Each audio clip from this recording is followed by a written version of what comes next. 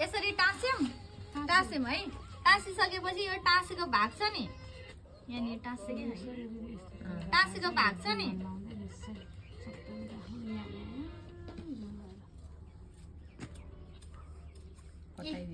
टाँसेको भाग सर्रो लाएर यसरी काटिदिनु। यसरी टाँसेको भाग जति हामीले यसरी काटिदिने है।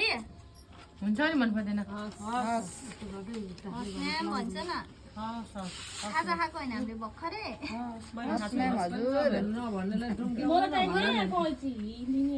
मिल्ने भयो भने मैले पिटी सक्दिनँ के गर्नु सक्दिनँ। अनि यसरी काट्यौँ यहाँ यसै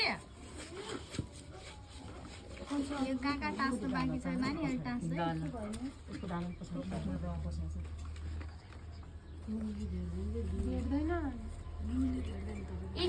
टाँस्यौँ सक्यो काट्यौँ है हामीले काट्यौँ है।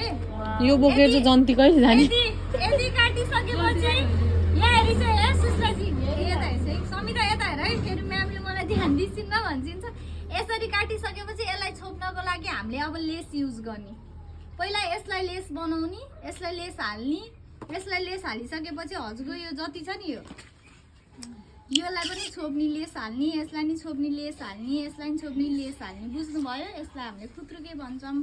अनि यहाँनिर नि लेस हाल्ने जुन लेस हाले त्यही कटिङ गर्दै लेस हाल्यौँ है। लेस हालिसकेर सकिसकेपछि अब यहाँ बिचमा आफूलाई केही हाल्न मन छ भने क्रस गर्ने हुन्छ कि तल माथि बनाउने चाहिँ उहाँ यसरी क्रस गर्ने हुन्छ कि माथिबाट यसरी हाल्छिन्छ कि लेस आफ्नो इच्छाले हाल्ने सोचना के भने बाबा कता कता हाल्ने रे मैले क्रस गर्ने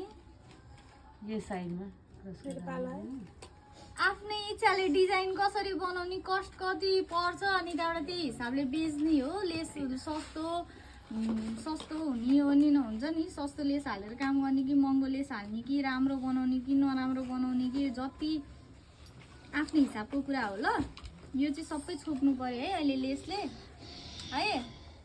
हाम्रो यो कविताको यहाँनिर अनि काट्न पनि भएछ भनेपछि अर्को ऊ हाल्न पनि भयो बाङ्गो रहेछ सबै भन्छ।